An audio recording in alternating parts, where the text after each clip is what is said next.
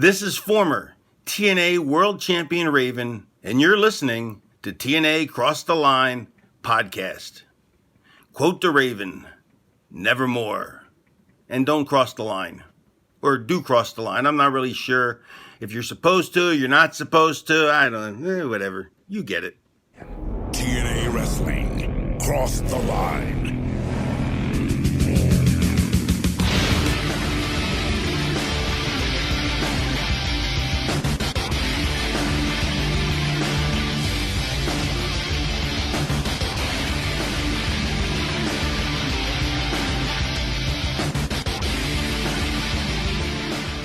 And we're back with episode 113 of the TNA Cross the Line podcast. I am Colling Jr. and with me as always is Dallas, Gridley, and Gallus. Tonight on Impact, we are getting the Impact debut of Raven.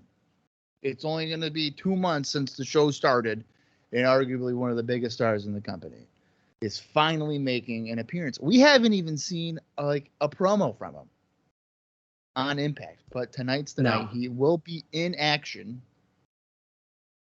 and I know you're a Raven, Mark, so you're probably beyond thrilled. But also tonight, we are going to be probably having some promotion for Ultimate X4, which is taking place on our next episode when we return to the Asylum.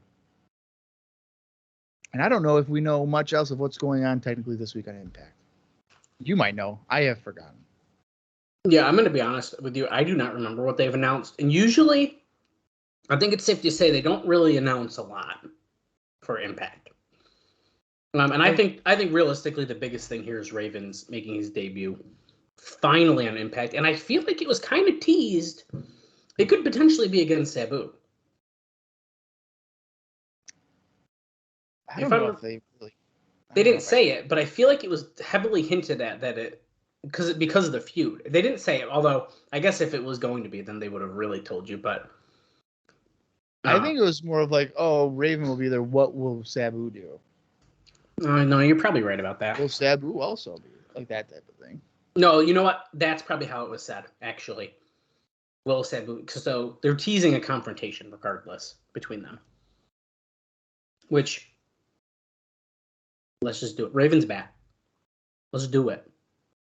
Before someone fucks something up or someone gets injured, do the match. Well, yeah, it would appear that he's recovered from his... it's from his ribs, wasn't it? Fractured rib or something like that. Crazy.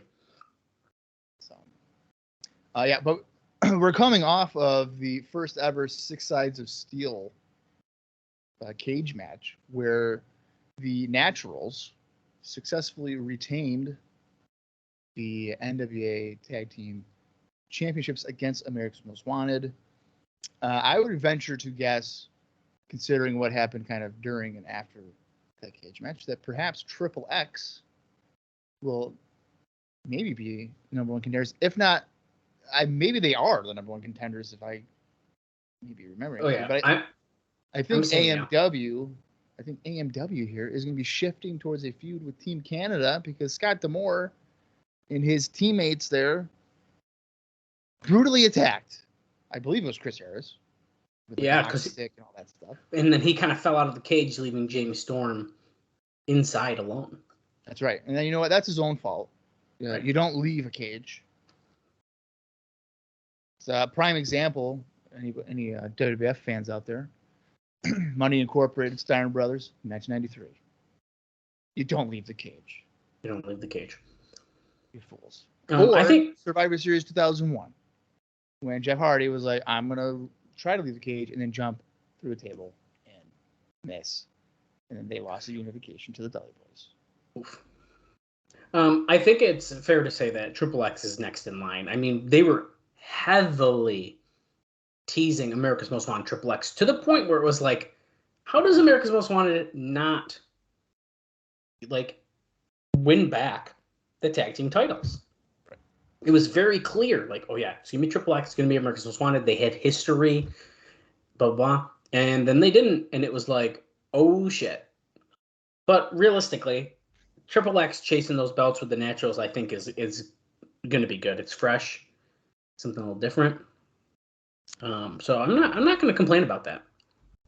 Yeah, I think I'm interested in that match. I think this is good for AMW to maybe steer away from the tag titles, at least, because you don't want to get burnt out on AMW either chasing or holding the tag titles.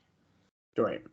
Because at this point, it's going on close to 2 full years of them really being the top team. For real. Yeah, exactly.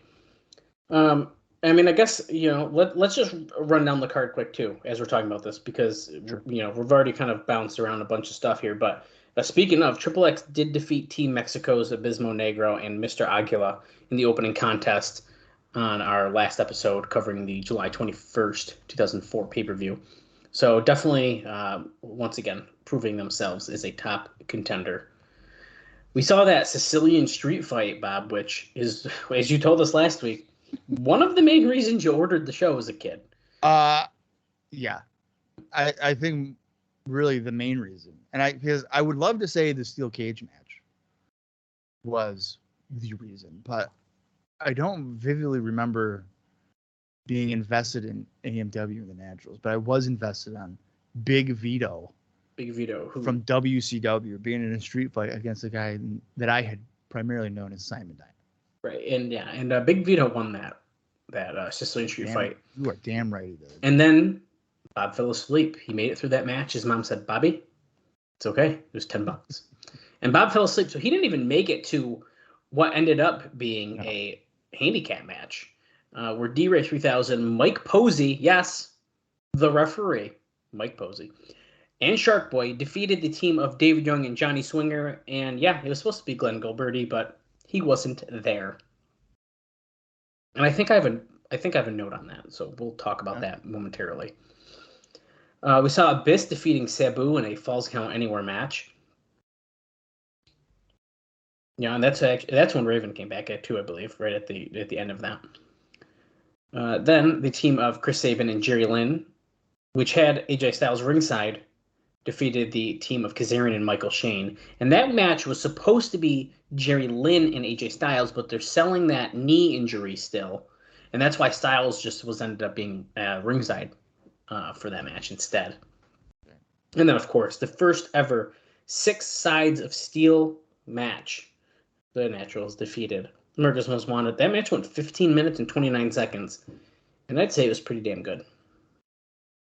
Yeah, it was a good match. I'm sure we said it was a thumbs up for a show, right? Yeah. I mean, I don't, even on paper, I don't even think you even need to watch it to know that that's a good show. Now, I do think there's a couple things that dragged a little, but you guys already heard that. That was last episode. You already know. But overall, not bad, man. I liked it. So I guess that kind of brings us to it, Bob. What do you think that the readers of The Observer thought about that show? Probably a thumbs up. Yeah, so 69.8% gave it a thumbs up, 26.4% gave it a thumbs in the middle, and 3.8% gave it a thumbs down. Was that like one person? It was actually 2. So not really bad though. I mean, that's pretty good numbers.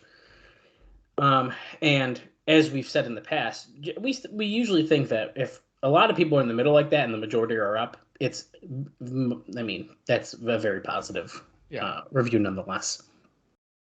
Absolutely. So I think it's pretty obvious here.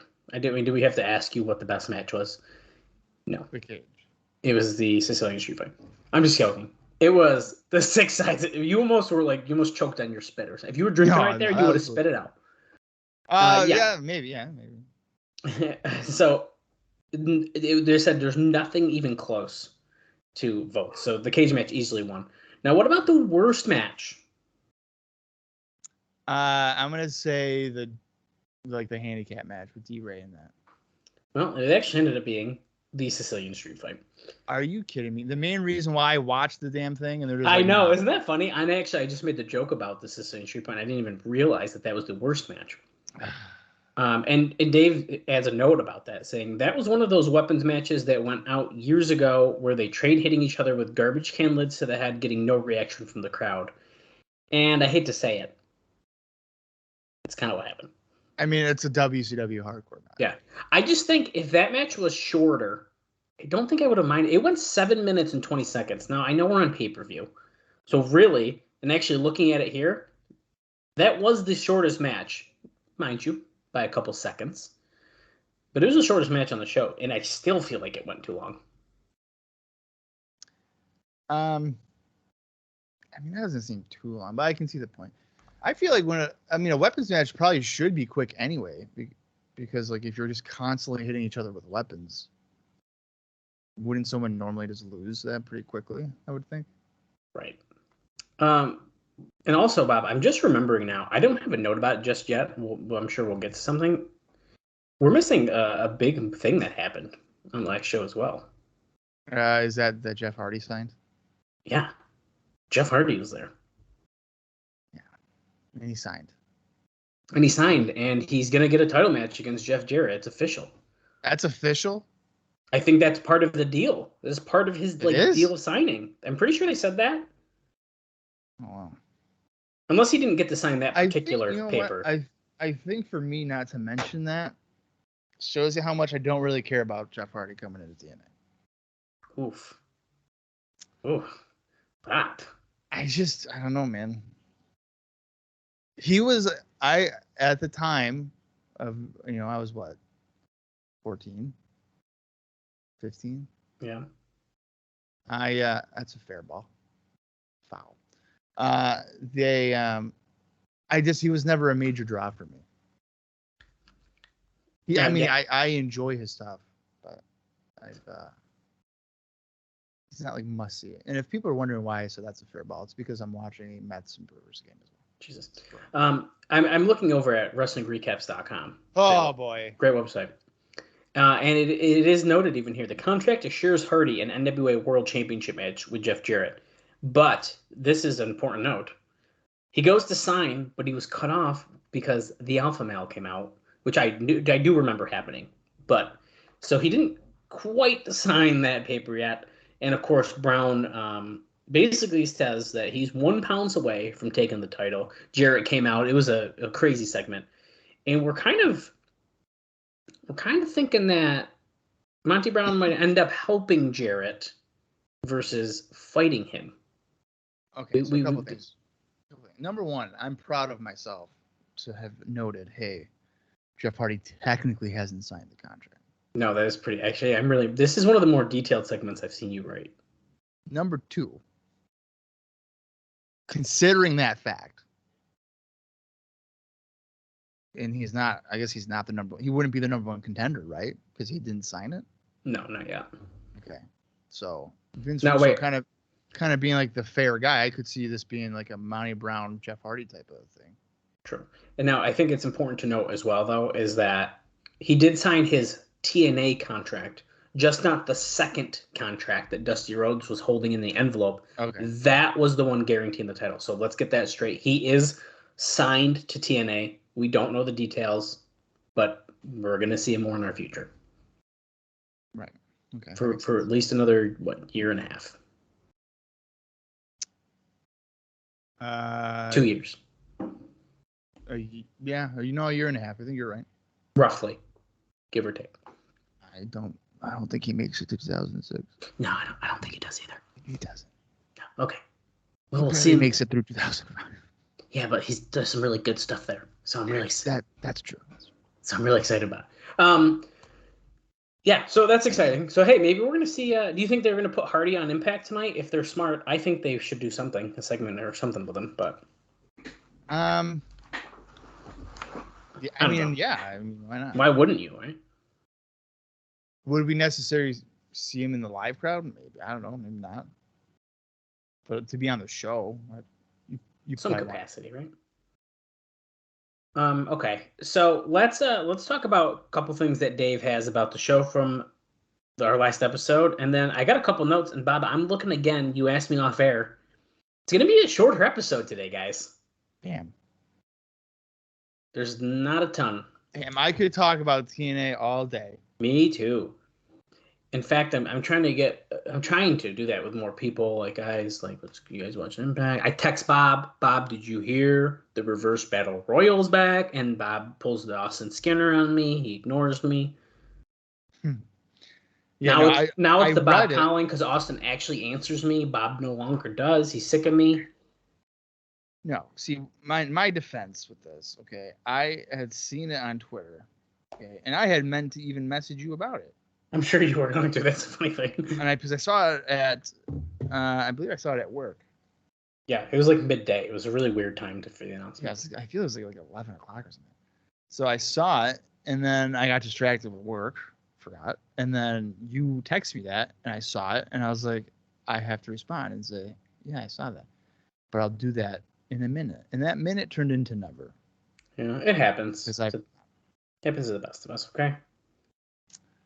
Yeah. Well, I still say that they should have a reverse battle royal King of the Mountain match. You do 2 reverses in the same match. it gave me a headache. So you do like 20 guys on the floor, and then the first 5 into the ring are now King of the Mountain eligible, and then you do the King. Okay. No, that could actually work. That's what I would do. That could actually work. Scott D'Amore. Sign me up. By the way, speaking of Scott D'Amore, I don't think it was him that put it out there, but there is a CM Punk Colt Cabana Explosion match that is on YouTube. Guys, we're making progress. Start leaking. Guys, he leaked it. Scott D'Amore leaked that. Somebody did. Okay. One match out of probably 350 that have been on that show so far. And they've released like clips as like hidden gems on Impact Plus. That don't count, guys. No. I didn't watch the whole thing yet. It's 5 minutes long. It's like nothing. Yeah, exposed matches are But I watched the intro. It's like an intro with JB. They go into the match and they advertise the pay-per-view matches at the bottom of the screen. I was like, yo, this is legit Explosion footage. Yeah. So anybody out there in Nashville, really exciting. If you ever recorded Explosion on UPN, get your VHS out and convert it and put it on YouTube. Or at least send it to us at Cross the Line TNA over on Twitter. Send us a DM. How that stuff hasn't been released yet, I don't understand. It's mind-blowing. And listen, all of our listeners, we know you guys want Explosion. We talk about it every week. Do hashtag We Want Explosion. Tag us. Tag Scott D'Amore. Yeah. It's gonna happen. I don't know when, but it's gonna happen. I don't care if it happens in another 5 years when Tony Khan buys the library. Well, speaking of that, and hopefully the company. If he bought Ring of Honor for I think it was like 40 million, right? Was it even that much? Yeah, maybe. And I think you're right. I think it was kind of high. How much do you think Impact goes for? It gotta be more than that. I would have to assume it's more than that. And I almost think it'd have to go more than that because this is so bad. I think it's because Anthem would be stubborn and be like, we want more. I think it I think it should be. I agree with you. The amount of stars, and where Impact was at one point, and the library. No, I agree. I do think it should be more. And you know what? Technically, probably to get the full library, he'd have to probably pay Viacom. Because I think Viacom owns a few years of it. And the thing is, if it happened, I think he would do it. If he got part of it, he's going all the way. He's a multi-billionaire. Yeah, I would do it. I would have done it already. I would have too. I would have announced both Impact and ROH same fucking day. Same day. I'm the new McMahon. I own my competition or whatever. Mm-hmm. Who knows? Maybe one day he'll buy WWE and he'll just say, fuck all you. Well, who knows with the shit that's going on now, dude? Disney would buy that. But, anyway. I would talk about the Vince McMahon stuff, but I was paid $3 million to not talk about it. Yeah, we're not, guys, listen, we're not supposed to talk about that. We signed NDAs. Unfortunately, me and Bob cannot talk about that. Okay. So, anyways, the July 21st show was built around that first 6 sides of steel cage match in the U.S. Now, Dave notes... It is in the U.S. Okay, go ahead. Dave notes that it's in the U.S. Unfortunately, he doesn't give any other background to that. And normally he would do that and be like, right, the history. The first one is actually this. Yeah. He doesn't, which is actually kind of a really big fucking bummer. But that kind of cements what we were wondering about. So that, in fact, And probably was in Mexico. I do feel like if Dave is noting that's the first one in the U.S., it's gotta be accurate. He would know. If anyone would know, it's Dave Meltzer. The guy's watched so much stuff. Exactly. But regardless, I'm going to still say it was the first in history because we still don't have full proof yet. We'll get there maybe one day. If we can get there by Lockdown 2005, I'll believe it. But until then, great show. AJ Styles, the best. Yeah, maybe they're on the show because we don't know. Maybe there's a tables match inside the cage that I really like. Maybe there's a blindfold match. Who knows? We'll see.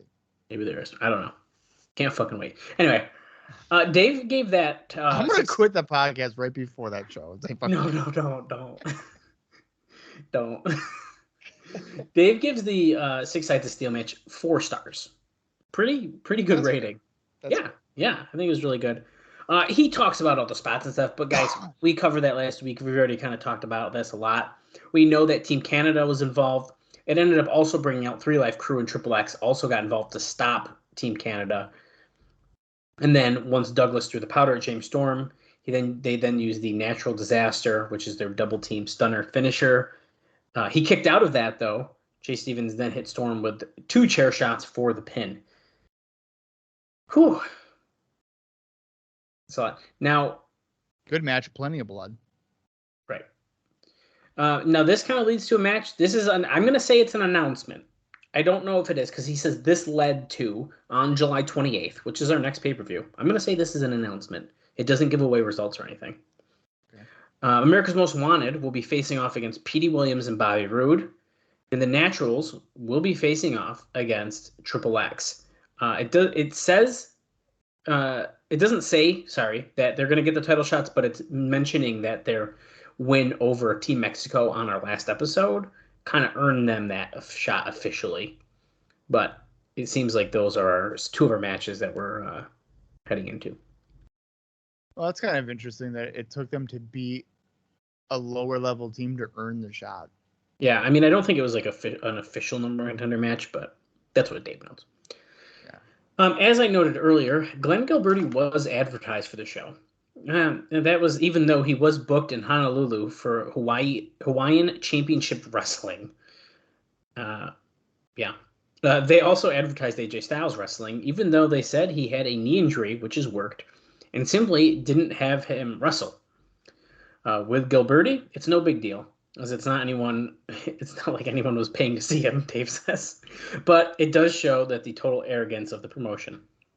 Jarrett was said to be furious all week with Gilberti for blowing off what had been a full-time gig while he was in a program to do a one-shot in Hawaii. Now with Styles, Dave says that it's worse because he's often the difference between a good and bad show, and people do pay to see him. Yeah. Fair. But nonetheless. If I'm Gilberti, though, I probably would rather do the Hawaii shot. Well, that's kind of cool, right? How often do you get to go to Hawaii and wrestle? Oh, yeah. It's kind of cool. And I would assume he's not looking like a fool down there. Right. Dave notes that Raven's return is saying that his match with Sabu is imminent. So it should be happening anytime. Don't have any further detail on that, though, unfortunately. And that's been dragged out for a while. I mean... Yeah, and at this point... Yeah, I do think if it wasn't for the injury, it would have happened by now, but what can you do? Just gives you something more to look forward to. I don't think it's lost steam by any means, but it's just no, I don't really think so either. I was just gonna say, like, is it? Do you think it is? But I don't know if I really think it has. No, I don't think so. I'm still looking forward to it. I don't know how I feel about the whole like hanging of a mannequin and stuff. Well, as we noted that, even Dave was like, if Raven was caught dead doing this, he'd like kill himself, like or whatever it said. He said, like he would do no part of that. Like, so that was a dumb way to try to like keep it going while he wasn't there. As we noted, Jeff Hardy was at the show, and they are pushing for him to get a title match with Jeff Jarrett. But first, he's got to get through Monty Brown, who is starting to get over as a cult deal, is what Dave is saying. Hardy got a good reaction, but nothing close to his debut appearance.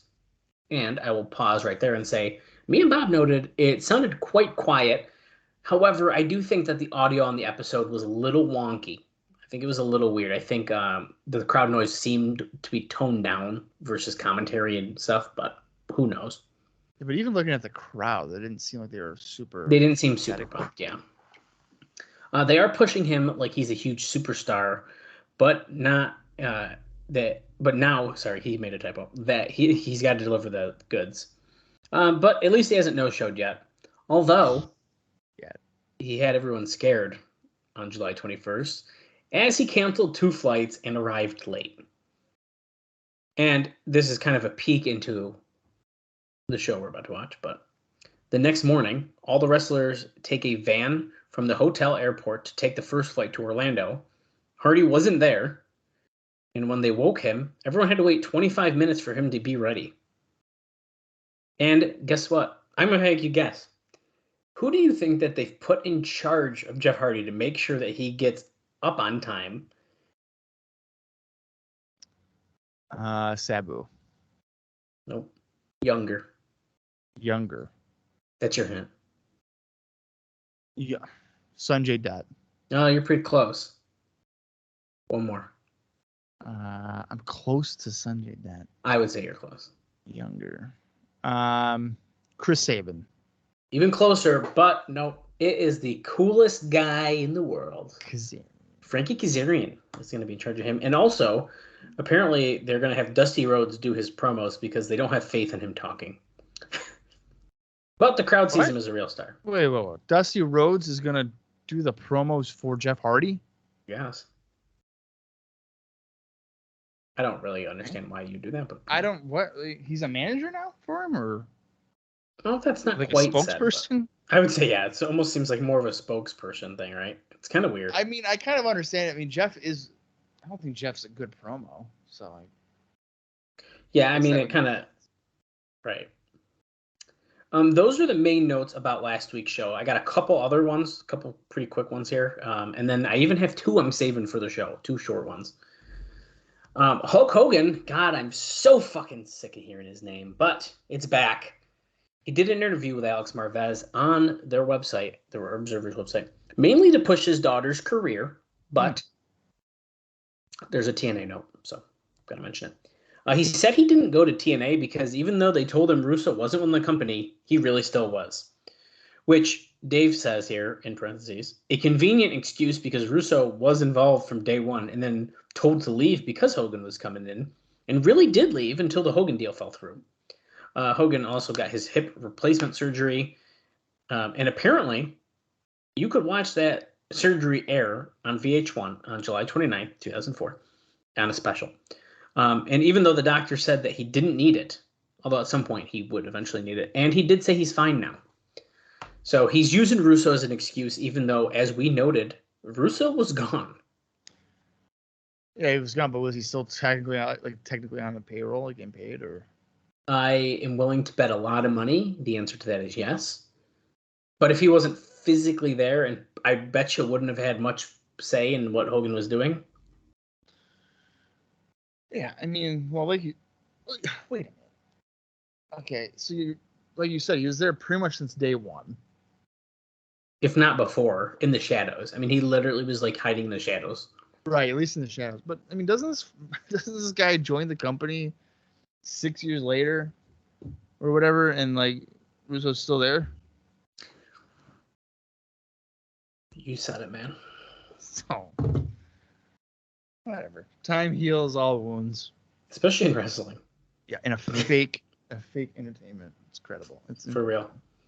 Brother, I am not losing to Jeff Jarrett. That's the whole beef here, is that he didn't want to lose to Jeff Jarrett. Give me a break. I know. Let's be real. And he wanted to pretend he was going to be at WrestleMania. Jerry Lynn also did an interview, in a Between the Ropes interview here. He said that he was planning on taking some time off to heal up some nagging injuries, including a shoulder injury he suffered against Juventud Guerrero back in January, which led to a ton of heat between the two as Jerry felt Guerrero was being careless with him. And that, among things, led to Juvi basically being canned. He also said that Guerrero had a real problem in regards to putting himself over at the expense of other people, and that he'd hurt Chris Sabin as well. He said during his time off, he'd still be working backstage as road agent for the company. He said he hated having to take time off after a few weeks. It caused him to get cranky and ornery.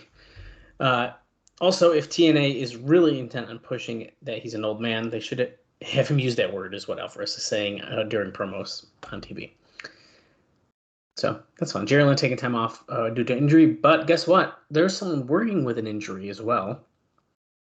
That's Michael Shane, who apparently has an injured tailbone, possibly a fractured tailbone. And it just notes here that the injury occurred when, get this, he did some crazy-ass spot. Is that surprising? Fucking no. That's Alvarez for you. Back to the Jerry Lynn thing. Yes, I know. I feel like it's usually a bad sign when the company you're wrestling for is like, hey, this guy's old. That's the angle. The angles he's old. Here's Jerry Lynn. He's taking on Chris Sabin. Whoever. And by the way, Jerry Lynn, he's fucking old. He's pretty old, guys. Yeah, but like 2 years ago, this guy's having banger matches with AJ Styles, and they were like, he's a veteran. He's a young guy, but they weren't like, fuck Jerry Lynn. Isn't he old? Yeah, he's an old guy. Give me a break. That's usually not a good sign, at all. Crazy. He's taking a break. I wonder when the next time we'll see Jerry Lynn. Like, how long of a break is this going to be? Like, in ring wise, you're thinking? Yeah, right. That's what it is. Because because as long as we're not counting like him running out as like an agent to stop something. No, I'm not counting that. I'm counting that like as in ring. Like, it's got to be a couple months, right? Well, like I know. I know he does. He probably still does indies, but I don't know about TNA. I don't know. I don't know the next time he wrestles in TNA. We'll have to keep our eyes peeled on that one. Yeah, we definitely will. But we know he's not done yet, so I think that's safe to say. He's got only about 9 years left of in-ring wrestling before he. Yeah, but not all of that's in Impact. So. No, that's true. 2 more things here, and this one's really short. The Impact episode on July 16th drew a .34 rating. Sounds good. Yeah, sounds pretty good from what we've been hearing. I'm expecting those to still fade out pretty soon. After they apparently aren't going to be telling us. I don't know. And finally, my last note, and like I said, I got 2 short ones for the show. One of which doesn't necessarily have to be during the show, but I figured why not. There is a plan to start a championship committee that would either replace or work with the Director of Authority as television characters. So, get this. The idea would be a 3-man team of Dusty Rhodes as a babyface, Terry Funk as a heel, and Larry Zbyszko as the swing vote. Yeah. One of the reasons they pushed Rhodes as the guy who signed Jeff Hardy instead of Vince Russo was to start the build for this. Dutch Mantel's plan was to turn Russo back heel with Jeff Jarrett and use the committee as the way to overrule some of Russo's authority. However, listen to this. This is actually pretty big news here. Okay. Vince Russo has told friends he's leaving on August 26th for Denver to enter the seminary school and would be done with the company at that point. Now, given the company's long history of being dishonest about Russo's involvement, who knows what to believe on the ladder of that, of if he's actually going to be done. But if so, that's kind of crazy. That's pretty big news if that's true. Well, I think that they're it sounds like they're kind of just watering down the whole idea of like commissioners. You're going to have 3 guys. Yeah, a committee. Yeah, a committee of like commissioners. That seems ridiculous. Well, I'm going to be honest. Zbyszko is the swing vote. So does that mean every single thing is going to be 1-1? Yeah. And Zbyszko's going to be like, I'm going to go with Dusty. And then like the next segment, I'm going to go with Terry. No, I don't want to see that. I'll be honest. I don't really need to see these 3 guys on my screen. Dusty almost feels like the more like normal candidate out of these guys because we've seen him more often. But do I really want to see Terry Funk in a championship committee role. No way. No. Zbyszko's been on it enough, but like I don't need it. We don't need it. People What kind of blows my mind is that you have this young alternative, and then you're gonna have guys from like the 70s and 80s, right? You know, in theory, on the show booking it. It's just gonna seem like dated to me. I don't know. And so I'm putting myself back in like me as a kid's shoes, right? 2004, okay. Fairly early in my fandom. I've been a fan for a couple years at this point. And I did not know about Impact at this time. Not just yet, at least. Pretty soon. Not just yet. However, if I turn this on, in fact, when I did, we're going to see it in another year or so. I don't know exactly when it happens. I didn't know who the fuck Larry Zbyszko was, dude. Sure. Do you know how many Larry Zbyszko matches I've watched? If I had to guess, I'm going to go with none. Oh, that's not completely true. We watched a couple on this podcast. Well, I'm saying but at the time in 2004. No. Well, right. So it's like, whereas like Dusty Rhodes, he's obviously pushed as like a bigger name and stuff like that. But regardless, it's what I'm getting at here is if you're trying to potentially pull in, we'll even say a younger audience, right? That's always kind of the goal in wrestling, it feels like, is try to get the younger audience. They don't know. They don't care either. Like, no one cares. No, I absolutely agree with you. He's not, and I've said before, he's recognizable to the Monday Night War fan, but I feel like even then. See, I forget about that. I even forget about that. Isn't that insane? Yeah, and that era, I feel like, is primarily a lot of casual viewers. They were not diehard fans. They were watching it because it was like the it thing. So if you're one of those people and you're like, oh, hey, Larry Zbyszko, Jimmy, who remember him? He'd be like, yeah, I do, the commentator. They're not going to be like, oh, the AWA world champion or whatever. Like, that's not going to be a thing. So, no, I totally agree with you. Yeah, I don't know.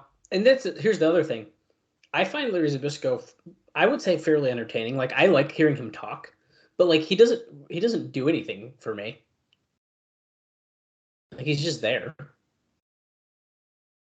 Yeah, no, I mean, I'd say he's good. Like, he is entertaining, but he's not a guy that I would necessarily want to see every week in an authoritative role on a show with young talent. Yeah. That's something I probably wouldn't want to see. Well, hey, you know what? We'll see what happens. I don't know how soon, if this is a plan or when, or it doesn't know nothing on that. So, as always, we're going to keep listening. And well, you guys are going to keep listening. We're going to keep watching. Hopefully you guys are watching along sometimes with us. But Bob, that's all I have. I do have a couple dark matches real quick, actually. And then we can get right into the show. Do it up. So at this Impact taping, there was, like I said, a bunch of freaking dark matches. Because they tape a bunch of those prior to the show. In fact, it looks like there was, I think, 3 of them. So first up, we have the Elite Guard, which is, if you don't remember, Chad Collier, Hot Stuff Hernandez, and Onyx defeating the team of Bruce and Rod Steele and Lex Levette, who just made his Impact debut last week. And he got a full entrance. Yeah. Are the Steele, Rod, and Bruce, are they normally a tag team? Do we know? Or do they just happen to have the same last name? No, I think they are a tag team. Okay. Well, because okay. Cage Match has them spelled right. Dave spells them even differently, which is why I'm asking. Yeah, I'm pretty sure that they are a tag team. I thought so too, because you've mentioned them before. Christopher Daniels defeated Frankie Kazarian. That's got to be a pretty good dark match. That's a good dark match. And then finally, Sabu defeated Mikey Tenderfoot. Mikey Tenderfoot? Yeah. Is that even real? Yeah, that's real, dude. Let's see. Is he still wrestling these days? No. Oh, that's a shame. No, he stopped wrestling in 2012, and actually he stopped after 2005 until 2012. Is he alive? Yeah, it doesn't say he's dead. Yeah. Mikey Tenderfoot. Oh, wait a second. Hold on 1 second. Oh no, what? Oh no, it's the dark match. I was like, oh my god, we're gonna see him. It's the dark match. Never mind. Wait a second. What is it? That Titan guy or whatever? No. It's the dark match I just said, but it looks like he actually wrestled on Explosion November 19th, 2003. I'm sure we mentioned it. Gilberti and David Young defeated Mikey Tenderfoot and Z-Bar. Yeah, I remember Z-Bar. Ridiculous. I remember Z-Bar. Anyways, Bob, I'm freaking ready for Impact. I've been waiting 2 days. 2 days to watch this show. I've been waiting I think 8 days. Maybe it's something like that. But 2 days. All right, that is my cue to say that it is time to cross the line. Well, it is time to cross the line. That is true. But it's also time to watch the July 23rd, 2004 NWA TNA Impact episode. If you want to watch along with us, head over to the Impact Plus app or find it in your own personal collection. That works as well. I'll count down from 3. When I say play, that is when we are going to start watching it. Runtime for this is 45 minutes and 29 seconds. So here we go. 3, 2, 1, play. Ooh, mine is loud. Oh, bro, look at this Ultimate X setup. Of course, as Bob noted, we're kind of hyping that for our next episode.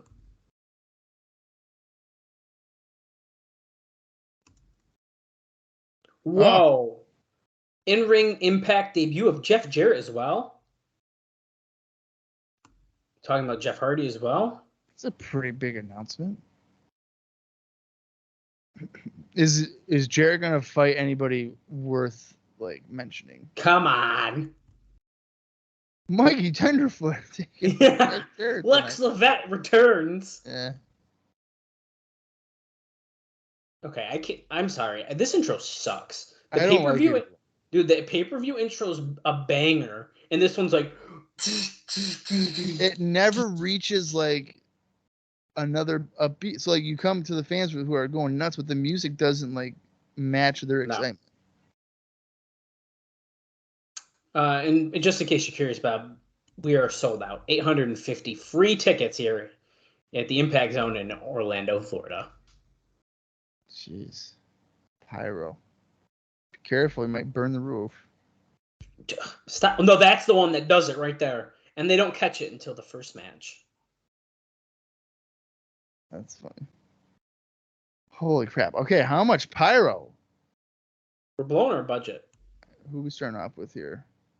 What the hell is that? Is it Jerrelle Clark? That's Jerrelle Clark. Wow. If he doesn't look like the guy from Scrubs, I don't know who does. He looks like Tiny D-Lo. I think he looks like the guy from Scrubs. Oh, I don't watch that show, but I feel like I know who you're talking about. Donald Faison? Sure. You don't know who I'm talking. I can't believe you don't know who I'm talking. Okay, here comes AJ Styles. Watch the show, Scrubs. It has a good 8 seasons. They brought it back for a 9th season. Don't watch it. 8 seasons or whatever. Bob was going to be happy to know that Jeff Hammond is back on commentary with Don West and Mike tonight. I hear him blabbering about something. Listen here, guys. I'm a NASCAR expert, and this AJ Styles. He's fast like my car. You see these turnbuckles? So much room for you talk about adrenaline on a NASCAR race. Adrenaline here with AJ Styles doing those flippy floppies. Pretty good.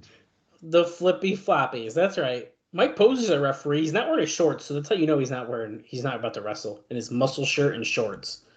This is a non-title matchup between AJ Styles and Jerrelle Clark. That means there's a 10-minute time limit. Everybody knows that there's only one person allowed to wear shorts as a referee. That's right. That's Slick Johnson. That's right. I cannot wait for him to come here. I mean, I can wait, but... Stop it. I'm just saying. I just feel like he overdoes it. Like his whole mannerisms and stuff. I just don't like it. We've already seen him. Wasn't he already in the start of this company? Slick. Wait, you might be onto something there. I think we already did see him. Yeah, you know what? We might have. At least the first 2. Well, regardless, I don't know. I kind of like referees that got personalities, to be honest with you. I don't know if I do. I feel they should just be in the background now. I think, but see, I almost like to know, like, oh, I know this is Mike Posey. Like, I know who that is. You can know a person and not have them overshadow the moment. Well, I don't disagree with that. I don't think they should overshadow stuff. But I think sometimes they can add to it as well. Look at Jerrelle up on the top of Styles. I know what you're going to get at here. Hurricane Rana, kind of sloppy, but that's okay. Into an armbar, though. What was I going to get at? You're getting at Aubrey. She's one of them, yeah. But see... She's not a bad referee, but, I mean... Do you like Earl Hebner? It was like a face-to-face confrontation, and then she slid into the scene. It was like, what? Why? Like, I go like that. Oh, God. Slams Jerrelle Clark on the bottom turnbuckle to break that armbar. Well, do you like Earl Hebner? No. Okay. Because I feel like we were on IcoPod recently when Earl Hebner was the ref. I was like, I understand why they call her Girl Hebner. Like, the way he was acting in the match reminded me of her mannerisms. Yeah, no, I've never been big on it. Okay. Well, I'm going to say it right now, and I'm not just being a shill here. As look at this springboard tornado he counter into a Northern Light suplex by Styles. That was nice. I don't want to shill too much, but I think TNA's got the best refs. I'm just saying. I mean, I can't even say anything because I don't watch it. No, not right now. What we are watching. Mike Posey, now. Slick Johnson, okay. Charles. You know what? I don't know if I can agree with that. Stop it. They're awesome. We've had referees invisibly pull themselves out of the ring because the guys missed Wait, I didn't say Andrew Thomas, buddy. Okay. And then we've had people fucking... No, they're good. Somehow get knocked down from, like, bad kicks or something. I mean, come on. Choke or heads or no. Into a side Russian leg sweep. No. Styles countered that as well. Double underhook. And what are we doing? Caught him up. Oh my God, is this going to be the Styles clash? Tuck your chin. It is. Goes for the cover. 1, 2. 3, just under 3 minutes. So it's 5 seconds left. Jerrelle Clark, I think, is probably pretty green still here. Oh, look at this. Oh, it's the tame down Francine and Shane and Kazarian. Yeah, but this is a good group. Yeah, I agree. And they're pointing. Like, we're going to take that belt because, remember, they are in the Ultimate X match on our next episode. I'm sure they're like, one of us is going to beat you. No, they think they're both going to win. The Ultimate X! Well, Jerrelle Clark, I mean, he had some decent moments there, but it's probably still pretty green. Pretty green, but I also don't think that was like an awful showing, which is... No. I mean, he got a little bit of offense in. Shows that he is athletic. There's potential probably for the exhibit. Wait. What is this? Glacier. Who the fuck is that? Wait, I don't know who this is. Tenzin? Coming soon? Who? What? Bob, I have no fucking idea. Dude, I literally don't know who that is. No idea. Okay, well, it looks like Goldilocks is bringing out her baby bear here, and of course, followed by Abyss. They just noted that they're going to be tag team action. I have a guess, but like, I truly don't know who that just was. I have absolutely no idea. Whoa. Okay. Well, hey, I like a good surprise. Yeah, but like, I feel like we normally know at least like who it could be. Well, dude, that's the thing is, I have a guess. Should I make my guess because I don't know if it's right or wrong? Yeah, why not? Because I have no fucking idea. I think it's Ryan Wilson. No way. Do you think so? Really? That's the only person I can think of. By the way, Baby Bear and Abyss are fighting Mr. Aguila and Abismo Negro of Team Mexico. Now, my doubt in my mind is one of the shots, he didn't look super tall, but the other ones, you couldn't really tell, and that's why... Now, he didn't have a mask on either, and he was rumored to be walking around with this mask character with Johnny Fairplay. It's the only person I can think of, like, oh, that's who that could be. That's my only guess. All right, I'm gonna look it up. No, don't. We're gonna find out soon. What if they never come in?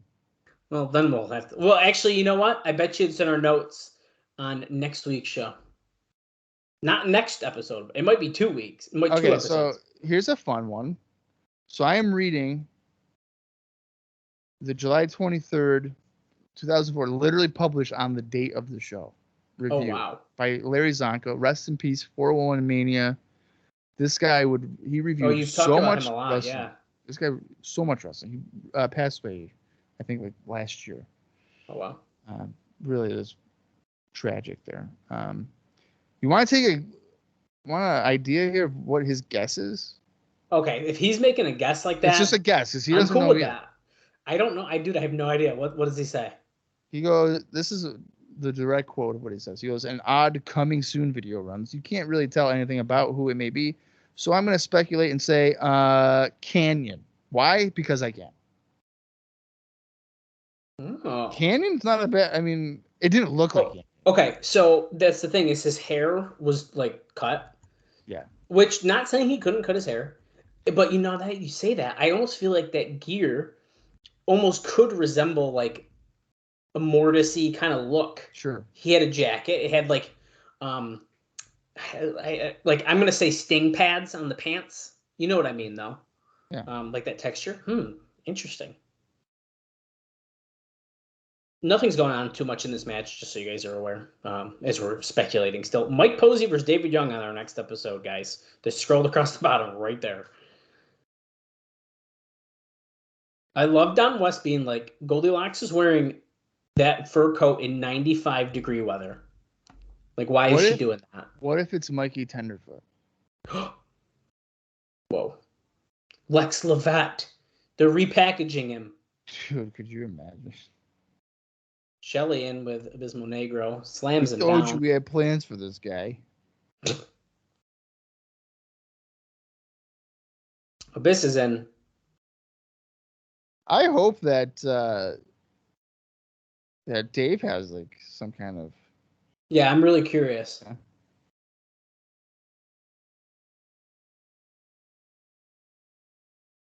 Oh, God. Abismo Negro was a little short. Abyss didn't really catch him either, though, on that springboard crossbody. And then he just picked him up and scooped and slammed him down right on the mat. This match has officially gone longer than the AJ Styles Jerrelle Clark match. We're under 7 minutes. Kind of surprising. I don't know. I feel like whenever Abyss gets in the ring, like, Black Hole Slam, get out. Like, just do it. Right. Just finish it off. And, of course, we finally have a name for the shock treatment that just happened recently. Only took almost a year to come up with a name.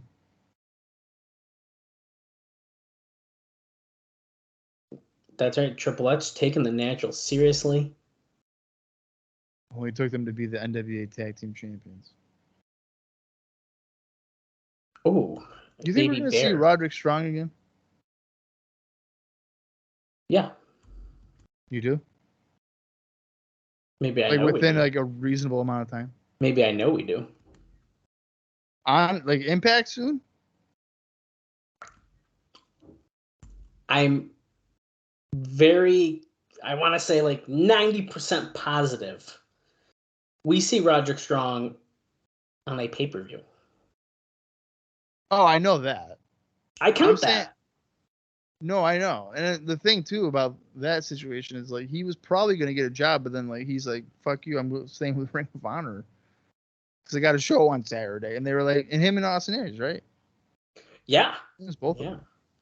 Although I think Aries might do a little bit more when he first comes in, doesn't he? I don't know. Not a lot, but.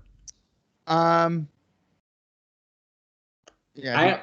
I don't know. We'll see it all as holy shit. Alex Shelley drop kicked off the top rope to the floor by Abismo Negro. And here comes Abyss knocking him off his feet. And Aguila coming in the ring, coming behind him. But Abyss barely stumbles because Aguila does not have holes in his pants, so you can't see his butthole today. Nope. And holy shit, look at that counter. He was going for a lethal injection, but Abyss catches him with a shock treatment. And that does look good. Pentagon here. Oh, sorry. It's Abysmal. Fucking Pentagon.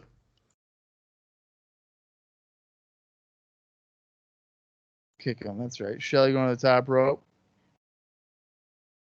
Oh my goddess! Oh. Wait, there was a double stomp to the back of the head of Aguila, and Abyss hit the black hole slam in the background. And look at Abyss. Yeah. Did you just see that?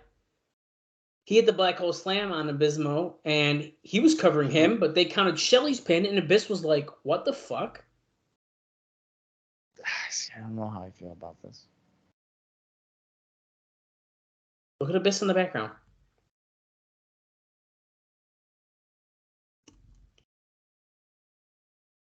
I just gotta say it quick. I can't believe Abyss is not with who he is fucking supposed to be with yet. Yeah, I mean, I just don't know how I really still don't know how I feel about Abyss.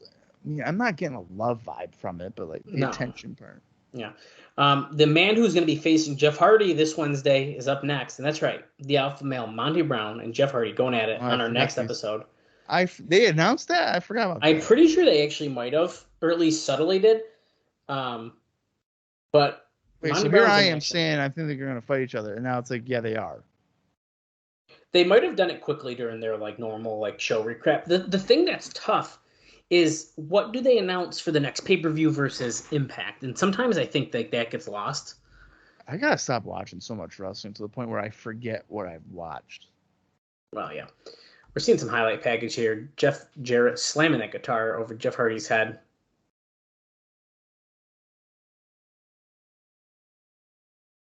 We're back in the Impact Zone. By the way, if you're following along, we are 15 minutes and 4 seconds into the show. Who the hell is this? Oh, shit. It's Antonio Banks, also known as MVP. Wait, has he always had that shitty tattoo on his chest? That's why he wears the weird bodysuit as his gear, huh? Is it? I thought it's because he has... I've heard the rumor that it was a Malcolm X tattoo on his back. Oh, I don't know. And well, here comes the fucking real reason for this match. Ooh, the alpha male, Monty Brown. Welcome to the Serengeti. I smell fear. Yeah. Good shit.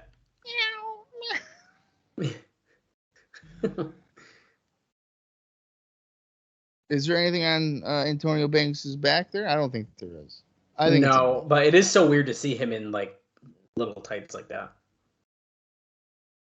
You think it's because of the chest tattoo? No, I'm mostly making a joke about that. Oh. But well, you know what? Chris Jericho would probably love this match because MVP is a jobber. People think that's like the stupidest thing, but I thought that story was hilarious. I don't argue with jobber. And then he like left in the elevator as he said that. Yeah. Like that shit's really funny. PWScoops.com. That kid is like 11 and he's promoting a PWScoops.com. You gotta be kidding me. Monty Brown just faked out sending Banks into the crowd there, and they were like, "Dang it, we really wanted him in the crowd." When does nice right hand. When does Antonio Banks go to WWE? Like 2006? That sounds right, but let me check here. Yeah, check it out. I liked the initial MVP. And his entrance with like the fucking blow up thing. Yeah. Tick tock. He's the clock ticking. Tick tock. It felt like he was U.S. champion for like 5 years. Dude, yeah, it did. Okay. He also did, it looks like, probably wrestle on Explosion. We talked about that in 2003. So, yes, it looks like 2006 is his first. Oh, there's the pounce. I missed it by looking down, but I heard it. The crowd likes that move, I'll tell you. 1, 2. That's right. That's a 3 If he did more of that in his football career, he'd probably still be a football player. Right. Okay, do you want to know his first televised... Oh, it's hard to say televised here, but it's in 2006. I'm going to say his first match appears not on a house show or a dark match, is at No Mercy 2006. Really? And he defeated Marty Garner. And then 2 days later, Wait, that's what? 2 days later. Yeah, 2 days later would be the SmackDown taping. Oh, geez. Yes, you're right. That's right. He fought Kane to a no contest. And then Then the next week, actually, I guess 4 days later, so probably another. Oh, that's a house show. Never mind, skipping that. Look at these So images. his first big match is against Kane. Yes. And then frickin' dude, this is so bizarre. He teamed up with Mr. Kennedy to fight Kane and Undertaker at the end of that month on SmackDown. And they fought multiple times. So he finally defeated Kane on November 14th, 2006 in a street fight on SmackDown. What a bizarre feud. Look at Team Canada getting pyro here, dude. Kane? Didn't they have an Inferno match? I think you're freaking right about that. Was it the same year? Oh, I don't know. Yeah, dude, it is right here. Armageddon 2006. Inferno. Kane defeats so MVP. bizarre. They had last man standing matches on house shows. Dude, what a weird first year. Yeah, that's weird. And First 3 months. What the hell? Exactly. What is going on here? We got Team Canada taking on Sonjay Dutt, Amazing Red, Chris Sabin, and Mikey Batts. We've seen Mikey Batts before, haven't we? Oh, I don't know. Let's go back and find out. In case people are forgetting here, Mikey Batts, infamous, he is known as being the guy that refused to be a Harry Potter character in the WWE. And he was promptly fired. Okay, you've definitely told that story multiple times, so we've definitely seen him on camera. Look at this. I don't know about on camera. I know that we've heard on Explosion. I'm looking. Don't you guys worry. Amazing Red drop kicking Divine to the floor. Eric Young double drop. Okay, he's wrestling. He wrestles on Explosion a lot. Yeah, that's why I said that story. Oh yes, we did. We actually just saw him a couple Impact episodes ago when Alex Shelley and Abyss defeated him and Jerrelle Clark. Yeah, we are not a source of remembering stuff that we've seen. Nah, see, I knew we did. I sure as hell didn't. Every time I see him, I'm gonna mention that. Just like how every time I see Frankie Kazarian, I tell a story about how he didn't want to shave his head, and then look at this moonsault by. Oh God. He missed that, Divine. but hit him with his shin. Yeah. He sold it like it hurt him, but he still technically hit him with his shin, so he had to. That probably hurt Divine more than fucking Sonjay Dutt. Absolutely did. That was so funny. I recently saw some hot takes here about Bobby Roode. There's people who fucking hate Bobby Roode.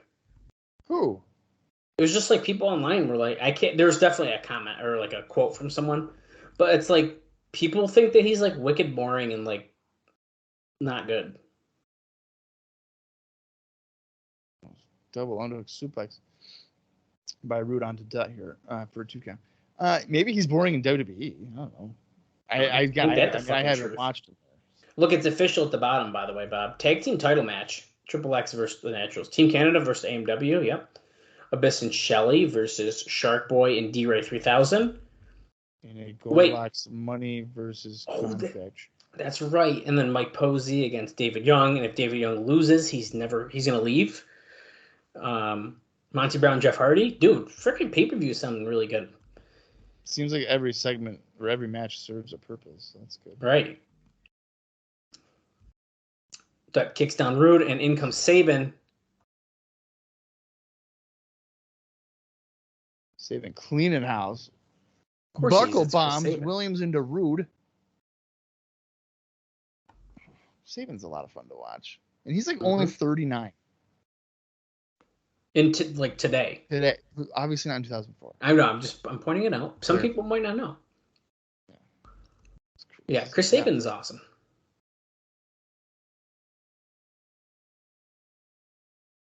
Look at this. Oh, what are they doing? They're at 4 corners. Not every corner of the ring because, there's 6 of them now. Stereo Hurricanranas. Well done. You couldn't do that in a regular ring, Bob. There's not enough room. They did it on 4 corners. Not enough room in a real ring, Bob. Oh, shit. Eric Sabin Young and diving. Divine. Yeah, taken out by Sabin and Red. Mikey Batts kicking ass here. 20 years old he is here. Mikey Batts doesn't really go on to have much of a career. I noticed when we were just checking his TNA stuff. He doesn't really do a whole lot. No, he doesn't. And it's because Whoa. he didn't want to do the freaking Harry Potter thing. Did you see that somersault? Holy shit. Oh, then he did a moonsault.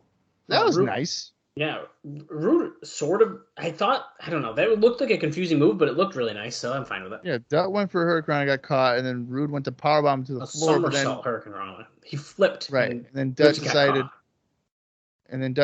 no, I'm going to do a moonsault. Yeah.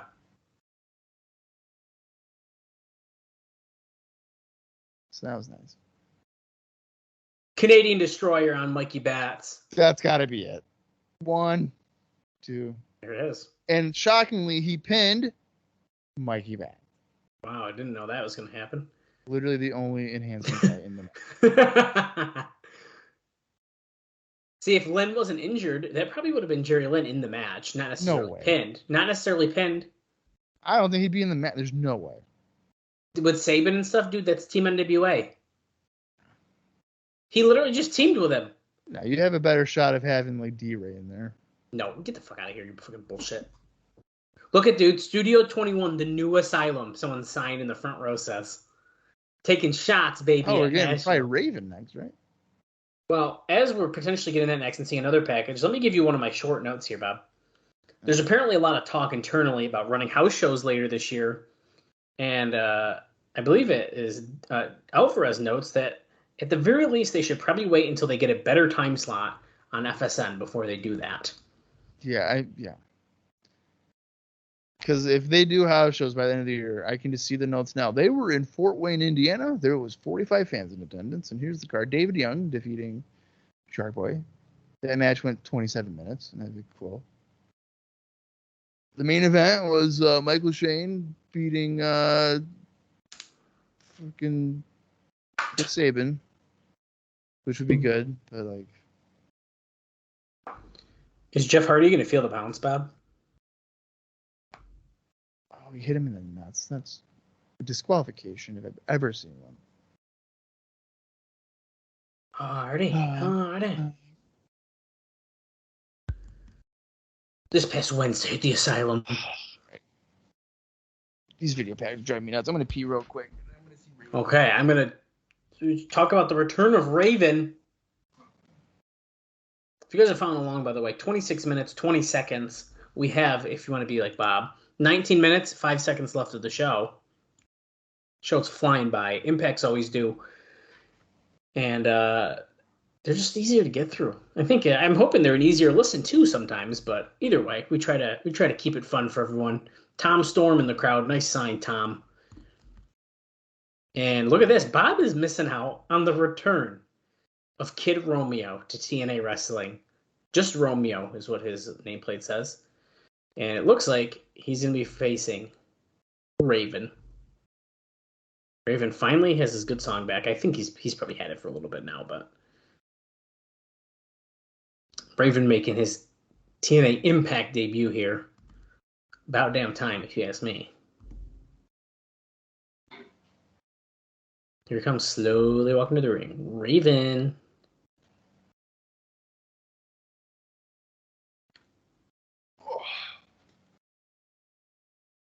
Well, I probably got to go to the doctor. There's blood in my urine. I hope you're joking. I am joking. I'm just keeping you on your toes and have there be some excitement in that life. I'm keeping you on your toes because do you see who's in the ring with Raven right now? Bob, the return of Kid Romeo. Hey. Romeo. Hey. Yeah, well, that's he's fighting the Raven. WCW theme song. By the way, I believe Kid Romeo is a former WCW Cruiserweight Tag Team Champion. And I'm surprised that we haven't had an angle here where Kid Romeo's like, yo, Elix.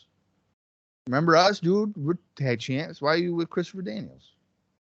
I can't believe that they haven't done the thing where Elix Skipper's like, I'm being on Team Canada because I was on the original Team Canada. That would be phenomenal storytelling. I just don't know why they're not doing that. Yeah. Raven with a side Russian leg sweep into the guardrail. Why is Scott D'Amore not going up to him and be like, "Hey, man, You remember what you did?" Yeah. I truly don't understand why they're not.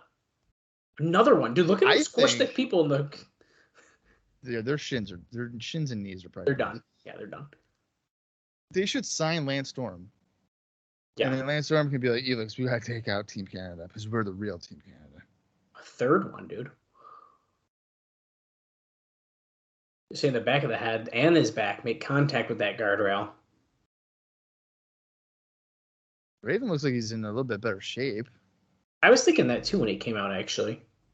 I feel like he's got to change his face though. I don't know how I feel about the mustache or the mustache part. Yeah, it's kind of weird. Yeah, it's weird.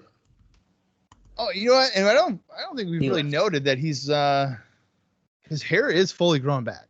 By the way. Yeah, it is. He is not. It's no longer a little. He also had his good theme back. Not that bullshit they were trying to do for a while, which I feel like he's had again, but I just noticed it again because he actually came out to it. Raven effect DDT, and he wins. Minute 51. Yeah, Romeo. I don't think Romeo did anything in that match. No. I think you hear me. Oh, they're coming in. Oh, there's look who's coming through the crowd. But it's Sabu, and that girl with a balloon heart. Interesting. We're gonna have a confrontation right here. Oh, he's talking. Oh, that's weird. Oh shit! Oh, he fucking slapped him good. Look at him! Look at him strategically place that chair right there. Triple jump off the guardrail onto Raven, and we're brawling ringside now, rights and lefts. And how do we feel about Sabu talking? I mean, we didn't hear what he was saying, but he was definitely talking to him. Yeah, that was kind of weird. Look at the security breaking it up. Wow. That was quick. He kind of quickly jumped away from that. Oh boy, Dusty Rhodes talking 6 points of impact with Jeff Hammond next. Oh, Jeffy. Here we go. I'm a legend, Jeffy. We brought in Dusty Rhodes here. We're gonna talk six points of impact. So you want to hear these? Okay, what is your favorite kind of meat to eat? Well, baby, the American dream loves all kinds of meats. That's not what he's asking. Oh, okay, sorry. This is not the interrogators. Fuck, I'm so glad that segment's over. Oh, those are so bad. Oh no. Oh no. He just said the championship committee will be named soon. So they're going through with it. Fuck. Jeff Hammond also keeps staring at the camera still. He's facing the camera. He's not even facing Dusty. I think he's ready for prime time, baby. He's talking about Monty Brown. He doesn't even give Jeff Hardy, or Jeff Jarrett doesn't give Jeff Hardy AAA status. He still says he's a AA. No, he's talking about Monty Brown. Oh, I thought you were saying Jeff Hardy. No. Monty Brown. Let's say, dude. You bet a 3 Do you think Jeff Hammond just says the words and doesn't comprehend the responses? It says next question. Okay. Kind of. Like Dusty could just be like, Bruno Sammartino, he's a great world champion. I really look forward to wrestling him. And like Jeff Hammond asked about Jeff Jarrett, and he would just transition to the next question. Okay, that was 6 points of impact, and I'll be honest, guys, I don't know what we really got out of that. There's nothing there. Give me a break. Who's this? Oh. 2 members of the USA Olympic wrestling team. That's Daniel Cormier. Are you shitting me? Joe Williams. Daniel, that's the guy on the right is Daniel Cormier. Cormier, yeah. Well, Daniel Cormier. I got a note about these guys, Bob. He's a UFC legend. I got a note about him. You ready? TNA issued a 287-word press release talking about how Daniel Cormier and Joe Williams, 2 members of the U.S. Olympic wrestling team, were going to be appearing on Impact Friday. And now we're with Mike and Don on the microphone. Their audio isn't working. The thing's quote says, "We are thrilled to be able to recognize these two Olympians on Impact," Dixie Carter said in the release, quote, "These men, both of whom are medal contenders, have put in countless hours of hard work and training to represent the United States and our sport of wrestling. Amateur wrestling has been overshadowed in recent years, and we want to send them to Athens with the appreciation and recognition they deserve." And Dave also notes here, for those that missed the show, or sorry, not Dave, Brian Alvarez, they were on screen for approximately 5 seconds and then vanished forever. They even got pyro. And they got pyro. But as Bob noted, I did know the name Daniel Cormier, and I was like, is it the same one I know? And I think you just confirmed that. Yeah, it absolutely is. I was not expecting that. Maybe the coming soon is Daniel Cormier. Dude. We're talking about all the Impact or matches on pay-per-view. We actually talked about all those scrolling across the bottom of the screen already. And we are 34 minutes, 25 seconds into the show. And if you're Bob, we have 11 minutes left. See, you're slowly converting over. Well, I figure you're going to say it anyways. I haven't. You've done 2 time checks, and I haven't done my time check. I did your time check while you were gone, too. Oh, you did? Okay, well, that's good. I think it's better to do it on this kind of show where it's like, when it's like, okay, guys, we have an hour and 54 minutes left. It's like, okay, shut up. We just started it, man. I need to do it for the 2-hour shows. Okay. Did Don West get a haircut? Yeah, I think he did. It looked, or at least he did something different with it. That's right. It's AJ I don't know Styles. if he is really breathing at this point. Oh, okay, now he's breathing because he stopped talking. He was like, he's Excalibur before Excalibur. And you know, dude, that's actually a really good comparison. Because Don West says a fucking lot without taking a breath. He says a lot. Oh, God. Here's the elite guard. Bob, how much longer are we dealing with these guys? Onyx, don't look at the camera. Idiot. Don't look. These guys aren't lasting another 2 months. Chad, Bob, don't look. it. Chad's a pro. He didn't look. Onyx is not a pro. He looked at the camera. Very first time on Impact. Jeff Jarrett. How much longer do I think we're going to see the elite guard? Less than 2 months is my guess. I'm going to say that they are gone before the end of the Asylum years. That's kind of what I'm thinking. So I'm going to say, I'll say by the mid of August. That's like what I was thinking. I did 2 months to be nice. Jeff Jarrett come out here. Oh, Bob, hold on a second. What? Look at freaking Jeff Jarrett's jacket. What about it? This is brand new. He's never worn this. That looks like a cover for a car, for a seat. It does, car. yeah. This is new entrance attire for Jeff Jarrett. Usually he wears this weird tight spandex shirt. Not tonight. Long entrance coat. It's got weird clips in the front that he does not have clips. Wait a minute. Is this? I know you just said this is like the first time. Is this the debut look for him doing this? Like forever now? I kind of think it is. You might be right. It would make sense to do it on his first Impact match. Yeah, no, it's a good move. It's a good move. Probably action figure. Oh no, Bob. Oh well, Shark His Boy opponent. is sacrificed. Yeah, fucking Shark Boy. Oh shit. I was hoping maybe Jeff Jarrett would hit Daniel Cormier with a guitar, but judging by what you're telling me, we don't see him again. No, I don't want to spoil it, but Shark Boy barely finished his entrance. Jeff Jarrett immediately. I love how Jeff Jarrett had a sneak attack before the bell on Shark Boy. Because you don't want to give him any type of advantage. Onto the announce table that is made of freaking brick. Brick, steel, and solid gold. Rumor has it the Impact table is still in the same location at that soundstage. It has not. It's never moved. Could you imagine AEW Dark or whatever? And it's just like you go over TNA Wrestling Impact announce table. Yeah. Shark Boy tossed into the crowd here. What if like Taz and Excalibur are sitting at that table that's just remained there? That'd be hilarious. 15 years. Oh, drops him throat first over the guard railing. Who does this guy think he is? Freaking Crush and Sharp Boy's Randy Savage? You can't do that. Stomping away on him. Is this their first time brawling in the crowd at the Impact Zone? Maybe. They're doing a pretty good job of keeping the fans away, though. I'll tell you that. Yeah, they are. Jabbed him with a chair again. Well, if it is the first time, which I believe it is, it's only appropriate that it's Jeff Jarrett match. Well, yeah, it's very fitting that it's freaking Jarrett. The guy has his formula. Yes, he does.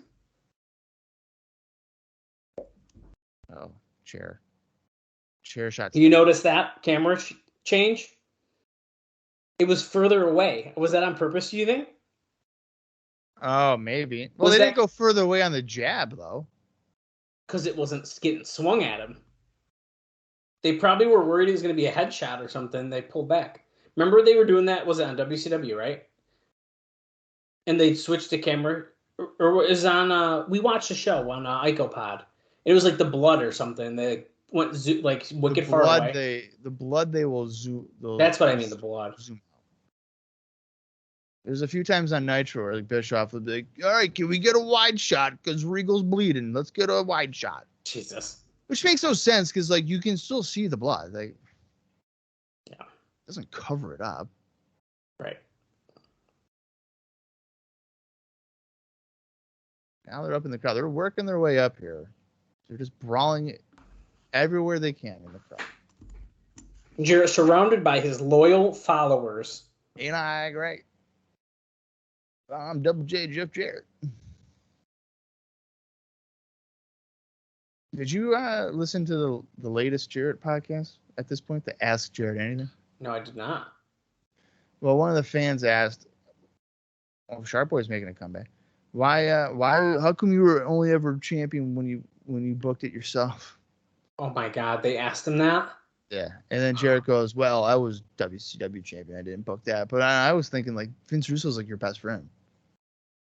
So you kind of booked it yourself. I can't believe Conrad asked him.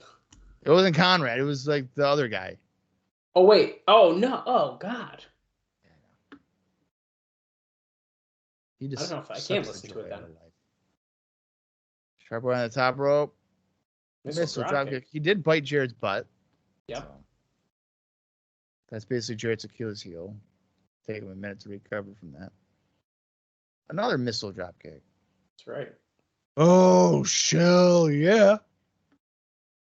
He's going to the top rope. And another missile drop kick. 3 missile drop kicks in a row. He almost just pinned the NWA World Champion. That's how you kill a finish. Missile drop kick. It wasn't his finish, though, at least. Well, it was somebody else's finish, probably, and he just killed it. What is he doing? Rude Awakening. Oh, low blow. Blow. Referee definitely didn't see that. Nope. No, that's why he's the best referee in the business. And there's the stroke. He stroked him to the mat. 1, 2, 3.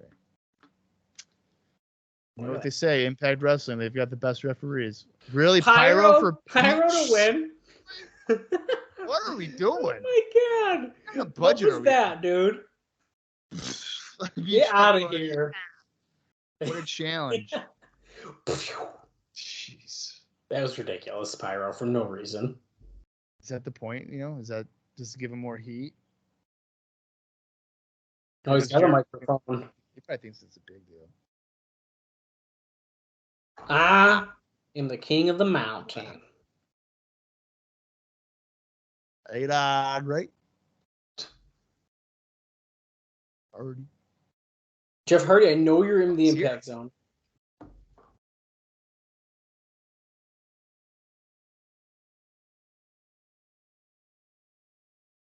Because I want to run you out of TNA before the ink on your contract dries. Well, it's been like a few days. I think the ink is dried.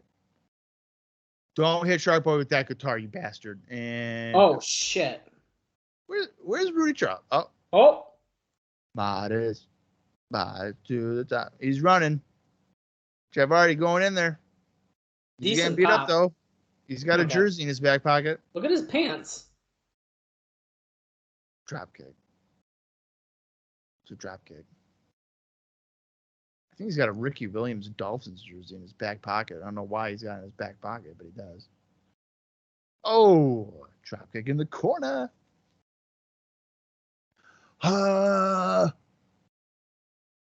Oh, what the fuck? Where did Monty Brown come from? Meow. The pouch. Meow, meow, meow. Oh, Jarrett, Monty Brown, face to face. I had him where I wanted him. You needed me. I had him where I wanted him. And look we're ending with these like little promos to hype up the pay-per-view matches. And with the names at the bottom, so you know who's talking. Oh, look at me. This one's kind of funny because it's filmed clearly on the pay-per-view stage. Yeah. I guess they mostly are. Because look at this one is too. We're gonna make history next week. We kind of put him over there. One great tag team down, one more to go. Yeah. Why does it look like Dusty's talking and he's in agony doing it? Oh, man.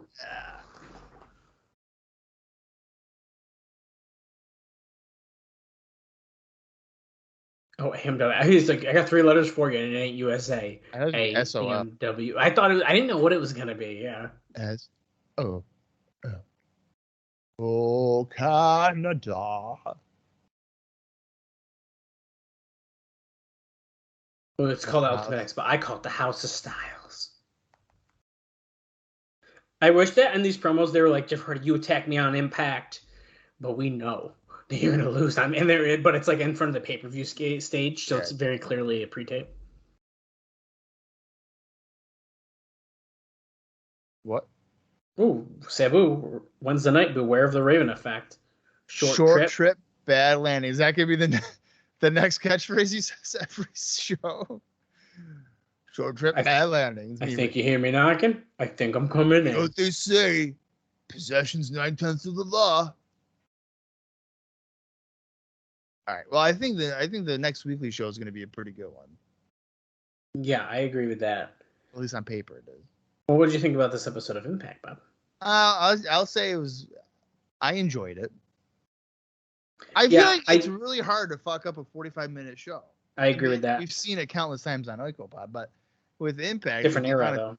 Different era, right? But like in this era, with the amount of guys they have, I think this week takes some effort. This week, I do think was better than last week, and why I say that is because I feel like last week's Impact, kind of nothing happened. In this one, at least, they had some pretty exciting moments. So I think I like this one better than that one. But yeah, either way, I like the show. We saw some fun people, Antonio Banks, Kid Romeo, even. That was kind of fun to see those guys. Yeah, I liked it as well. And as Bob said, I think that our next episode, covering that next weekly pay-per-view, dude. Whew. Ultimate X4, Monty Brown and Jeff Hardy.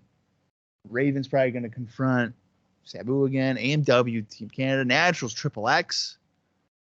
Actually, I'm looking at the card now. We know every match. Right. We know every single match that's happening. Abyss and Shelley against Shark Boy and D-Ray for the contracts and the money. That's right. David Young, Mike Posey. Will David Young be done? Is this the end of him? Dude. I can only hope. You say Ultimate X and you say Jeff Hardy, Monty Brown. Sign me the fuck up. Dude, come on. The Nationals Triple X, what has happened? What is going on, dude? Next week's episode's going to be awesome. I cannot wait. Yeah, that's going to be good. Well, hopefully you guys join us for that show. I think it's going to be a lot of fun. There's a lot going on here in TNA. Mm-hmm. And if you're able to hold our interest, bravo to you. All right. We'll see you guys in a couple of days for Ultimate X4 and everything else that we've already mentioned. Until then, for Dallas Gridley, I'm Bob Colling Jr., and this has been the TNA Cross the Line podcast.